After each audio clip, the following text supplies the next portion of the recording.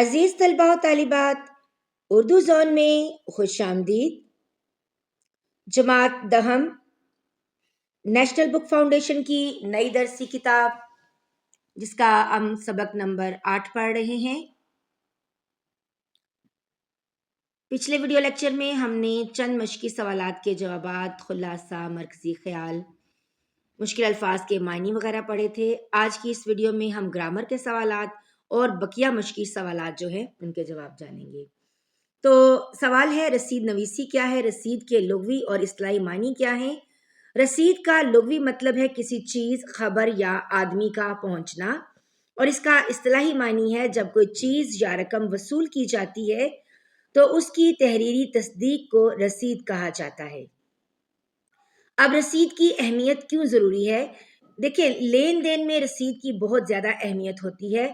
اگر رسید نہ ہو تو وصول کرنے والا بعد میں انکار کر سکتا ہے۔ رسید جو ہے نا بیٹا، یہ ایک قانونی اور معتبر ثبوت ہوتا ہے۔ یعنی اگر ہم کسی کو رسید لکھ کے دیتے ہیں، کوئی چیز ہم لیتے ہیں، لین دین کرتے ہیں اور اس کو لکھ لیا جاتا ہے، اور اگر رسید ہمارے پاس موجود ہے تو قانونی طور پر یہ ہمارے پاس ثبوت ہوتا ہے۔ اب رسید لکھتے ہوئے چند باتوں کو مد نظر رکھنا ضروری ہے۔ نمبر 1، چیز یا رقم کی وضاحت۔ رسید میں یہ صاف صاف لکھا جائے کہ کس چیز یا رقم کا لین دین ہو رہا ہے۔ فریقین کا مکمل تعارف، یعنی رسید میں دونوں افراد کے نام، والدیت اور مکمل پتے ضرور لکھے جائیں۔ گواہوں کی معلومات۔ بیٹا، رسید لکھتے ہوئے کم از کم 2 گواہوں کے نام اور دستخط جو ہیں وہ بھی رسید پر ہونے چاہیے۔ چوتھا اہم نقطہ یہ ہے کہ رقم کا اندراج، یعنی دی گئی جو رقم ہے اس کو الفاظ میں بھی لکھا جائے اور ہندسوں میں بھی لکھا جائے تاکہ کسی بھی قسم کی غلطی کا امکان نہ رہے۔ 5واں اہم نقطہ یہ ہے کہ رسید لکھتے ہوئے تاریخ کا اندراج ضرور کرنا چاہیے۔ یعنی اگر ہم جو رسید لکھ رہے ہیں اس کے اوپر تاریخ اور سال ضرور لکھا جائے تاکہ معلوم ہو سکے کہ وقت کا کس ٹائم پہ یہ رسید لکھی گئی ہے۔ تو رسید لکھتے ہوئے جو اہم باتیں تھیں ان کو مد نظر رکھنا بہت ضروری ہے۔ آگے بڑھتے ہیں۔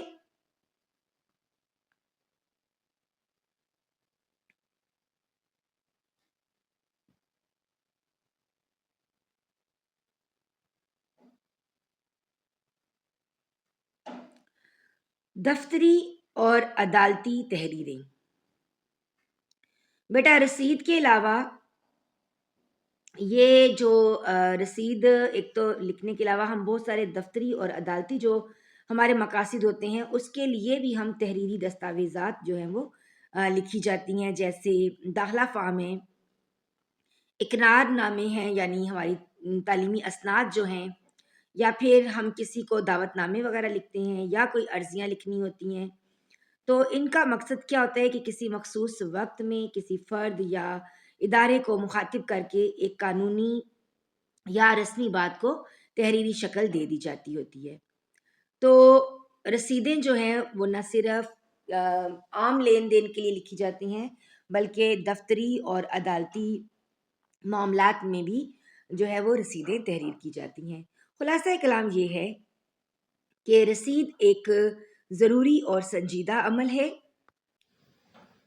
رسید میں چیز یا رقم کا صحیح ذکر، فریقین کی مکمل معلومات، گواہوں کی شناخت، تاریخ اور رقم کی درست تحریر یہ بہت اہم ہوتی ہے۔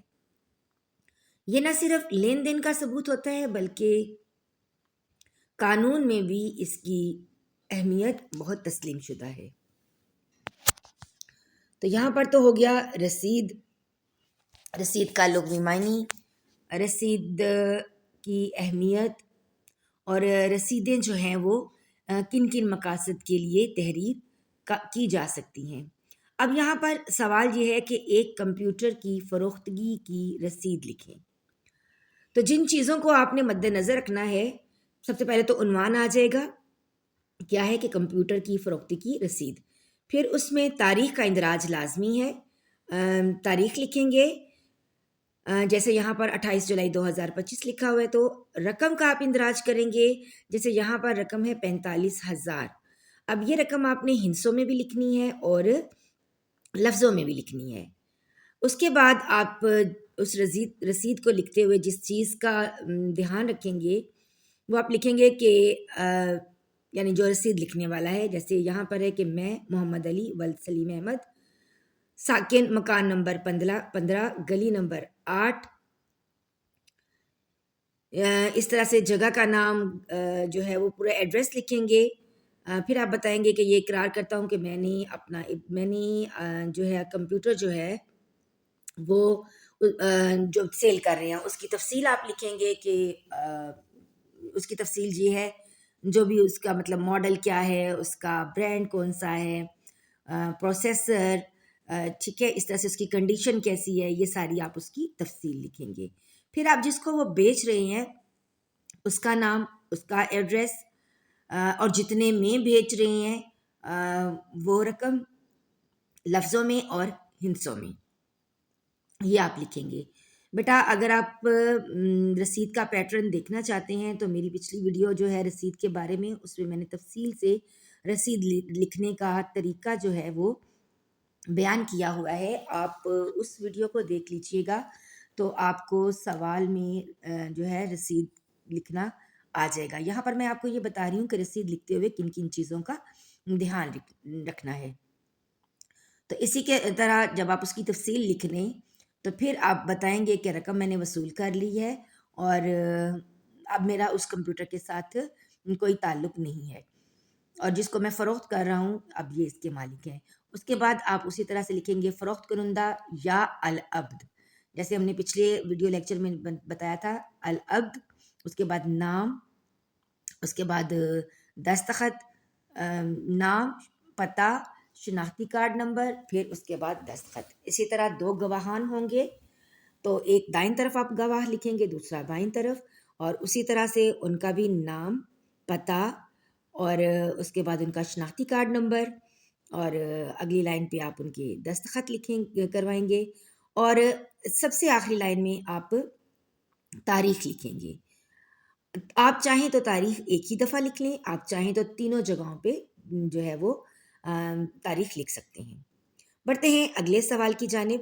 سر سید کا بچپن کے پڑھے گئے متن کے درج ذیل حصے کو دہراتے ہوئے متعلقہ حوالے دے کر دلائل کے ساتھ تشریح کریں. تو متن یہاں پر درج ہے. بسم اللہ ہونے کے بعد سر سید نے قرآن مجید پڑھنا شروع کیا.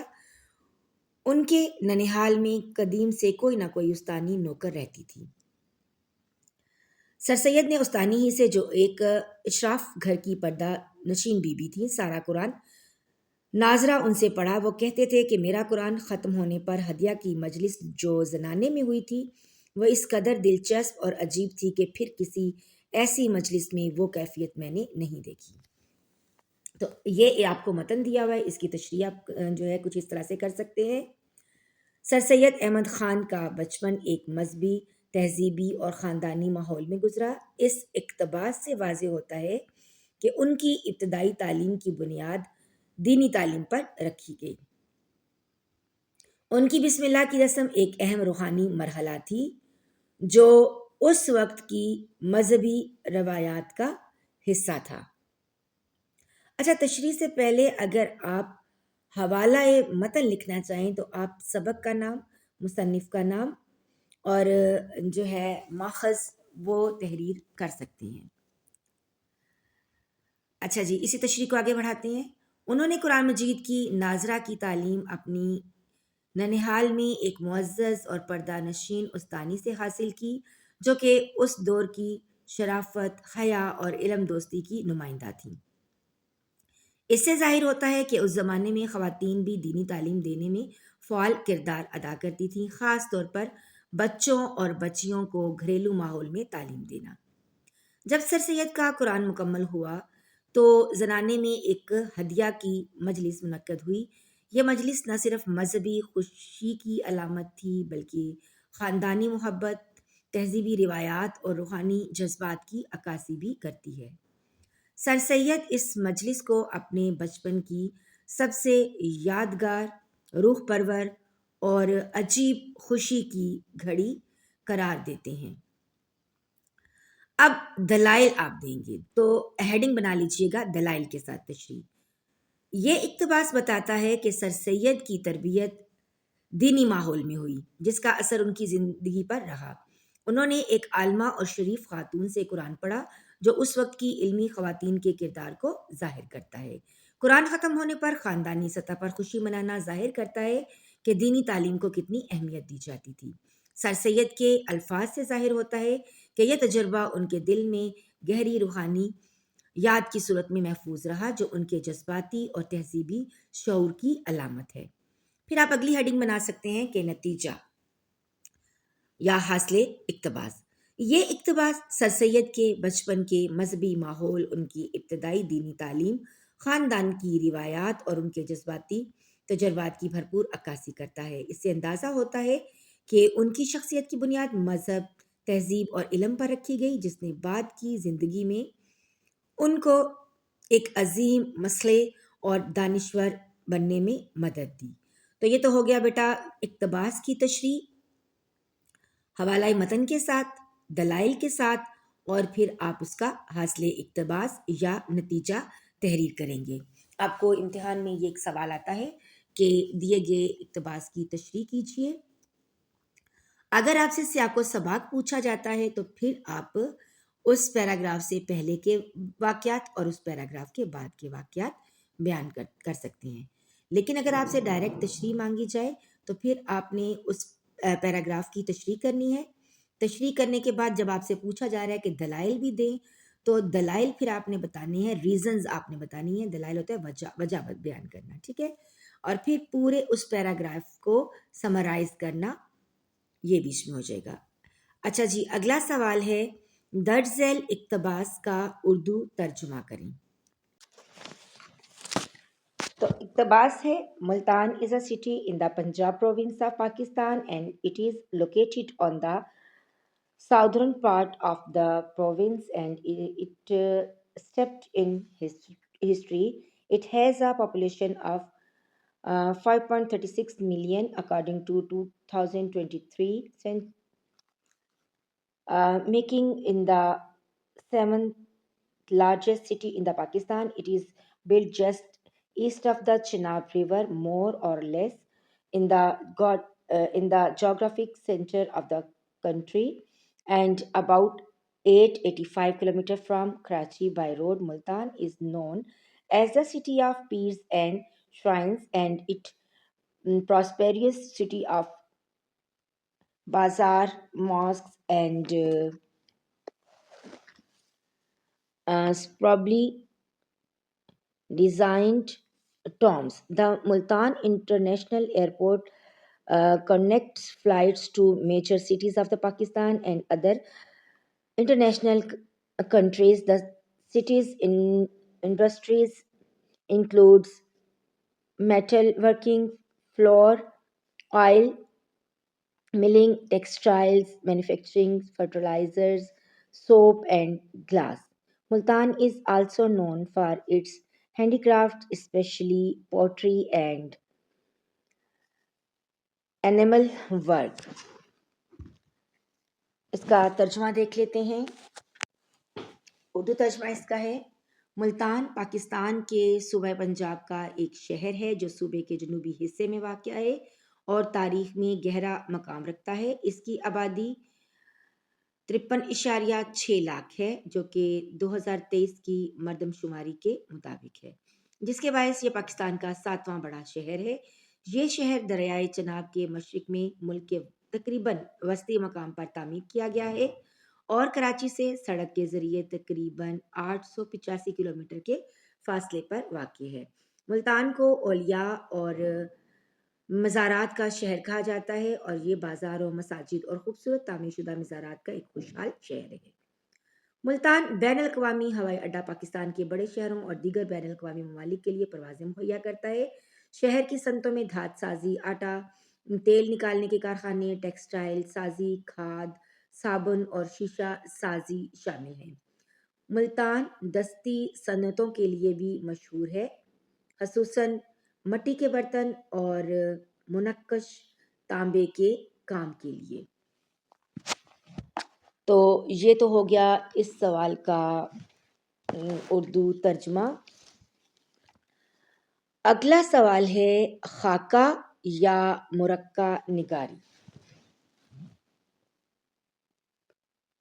تو خاکہ جو ہے، خاکہ نگاری کسے کہتے ہیں اور مرقع نگاری کیا ہے، ان دونوں میں کیا فرق ہے، اور یہ جو ہے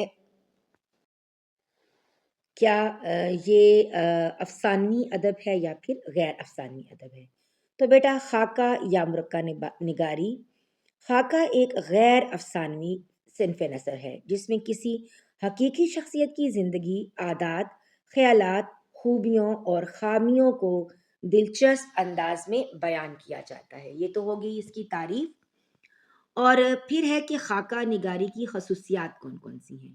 دیکھیں بیٹا، خاکہ نگاری کی بدولت شخصیت کی تصویر حقیقی پہلوؤں کے ساتھ ہمارے سامنے آتی ہے۔ اس میں واقعات، مشاہدات اور تاثرات کو ملا کر تحریر کیا جاتا ہے اور قاری کو یوں لگتا ہے جیسے وہ شخصیت اس کے سامنے ہی موجود ہو۔ یہ تو ہو گئی خاکہ نگاری کی خصوصیات۔ خاکہ تحریر کرتے ہوئے خاکہ نگار کا انداز کیسا ہونا چاہیے؟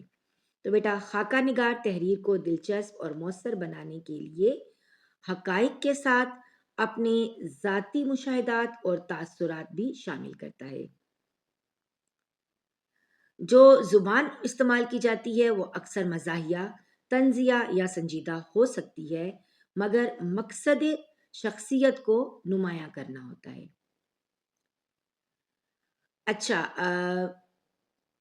اردو ادب میں نمایاں خاکہ نگار جو ہیں وہ مندرجہ ذیل ہیں، جیسے مرزا فرحت اللہ بیگ، رشید احمد صدیقی، مولوی عبدالحق، شاہد احمد دہلوی، محمد طفیل، چراغ حسن حسرت وغیرہ وغیرہ۔ اب اگلا سوال ہے کہ مرقع نگاری کیا ہے؟ بیٹا مرقع نگاری بھی ایک ادبی اور شخصی تحریر ہوتی ہے جس میں کسی فرد کی خوبیوں اور پہلوؤں کو خوبصورت اور ادبی انداز میں اس طرح لکھا جاتا ہے کہ قاری اس کے بارے میں مجموعی رائے قائم کر سکے۔ اب ان دونوں میں خاکہ اور مرقع نگاری میں فرق کیا ہے؟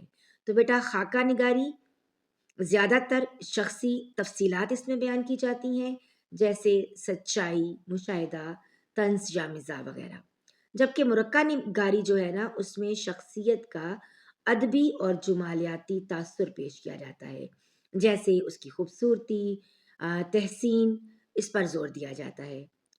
تو مجموعی طور پر اگر ہم اس کو مختصراً اس کا خلاصہ بیان کریں تو خاکہ یا مرقع نگاری اردو نثر کی اہم صنفیں ہیں جن کے ذریعے کسی شخصیت کی زندگی کے پہلو، عادات اور سوچ کو ادب کے آئینے میں دکھایا جاتا ہے، اور یہ تحریریں نہ صرف معلوماتی ہوتی ہیں بلکہ یہ دلچسپ اور اثر انگیز بھی ہوتی ہیں۔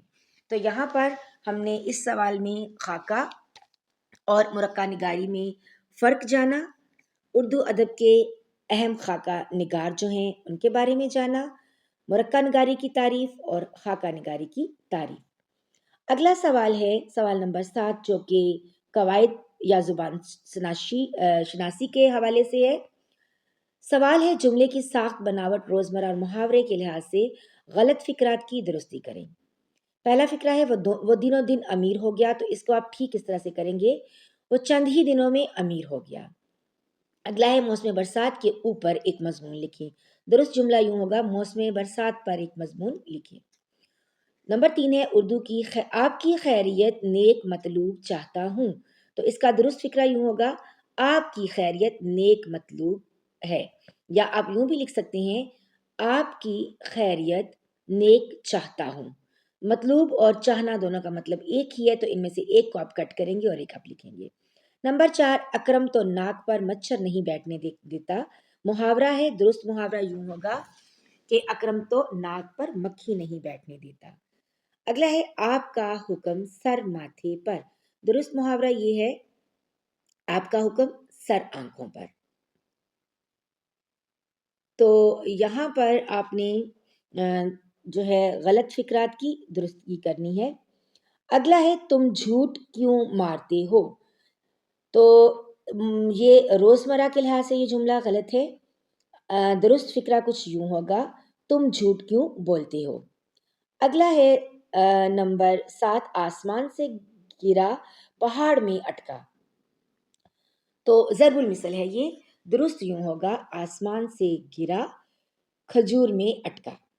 نمبر 8، شیطان کی نانی ہونا، درست کچھ اس طرح سے ہوگا، شیطان کی خالہ ہونا۔ پھر ہے 5 6 11 ہونا، درست جملہ یوں ہوگا، 9 2 11 ہونا۔ نمبر 10 پہ ہے خیالی کھیر پکانا، تو یہ درست فکرہ اس طرح سے ہوگا، خیالی پلاؤ پکانا۔ تو یہاں پر ہم نے روزمرہ اور جو ہے محاورہ کے لحاظ سے اور اسی طرح جملے کی بناوٹ کے لحاظ سے ہم نے ان جملوں کی درستی کی۔ تو یہاں پر ہمارا آج کے تمام مشقی سوالات ختم ہو جاتے ہیں۔ اگر آپ ویڈیو دیکھتے ہوئے یہاں تک آپ پہنچے ہیں اور ویڈیو آپ کو پسند آئی ہے تو لائک اور شیئر کرنا مت بھولیے گا۔ جو چینل پر نئے ہیں وہ چینل کو سبسکرائب کر لیں۔ ملتے ہیں ایک نئی ویڈیو کے ساتھ، اپنا بہت سا خیال رکھیے گا، دعاؤں میں یاد رکھیے گا۔ اللہ حافظ۔